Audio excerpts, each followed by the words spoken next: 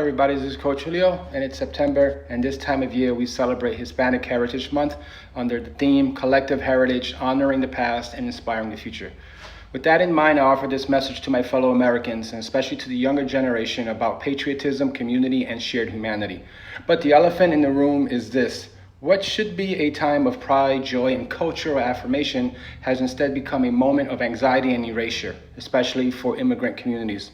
Cities like Everett, Massachusetts, Chicago, and communities in Oregon have canceled or scaled back Hispanic Heritage Month public events. The painful truth is this: when racial profiling and intimidation silence cultures, the harm ripples across generations. Children see their heritage sidelined, their communities treated as threats, and a growing sense of not belonging. We are witnessing a concerted effort to normalize dehumanization through policy, rhetoric, and public spectacle.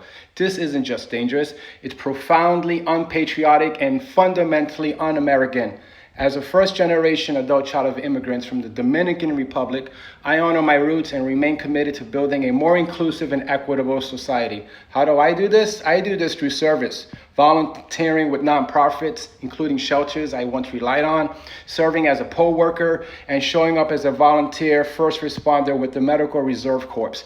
For me, civil dialogue, peaceful civil dialogue, and community care are profound expressions of patriotism.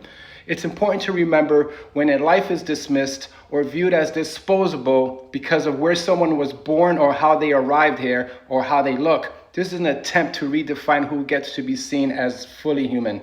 History consistently reminds us when one group is dehumanized, others are never far behind. Now, I'm reminded of this quote: "We can disagree and still love each other unless your disagreement is rooted in my oppression and denial of my humanity and right to exist." That's by Robert Jones Jr. He's the author of The Prophets and founder of Son of Baldwin. His quote has been misattributed to Mr. James Baldwin, but it's actually Robert Jones Jr. I carry both lived experience and historical memory. I know the true cost of apathy. I've seen firsthand how dangerous silence can be. To stay silent would be dishonest to my principles and values. Now, and to those who view immigrants as a perceived threat, I offer this. When you seek beauty in all people and all things, you will not only find it, you, my friend, will become it. This quote has been a guiding light. It reminds me that every person, regardless of background, carries something unique and valuable. I'm deeply grateful for those who came before me and for the opportunities this country has provided my family and me. I believe that by embracing diversity, honoring our histories, and celebrating our differences, we strengthen the very fabric of this nation. So I ask you, my friend, join me. Let's work towards a future where our shared humanity is non-negotiable. Thank you for your time.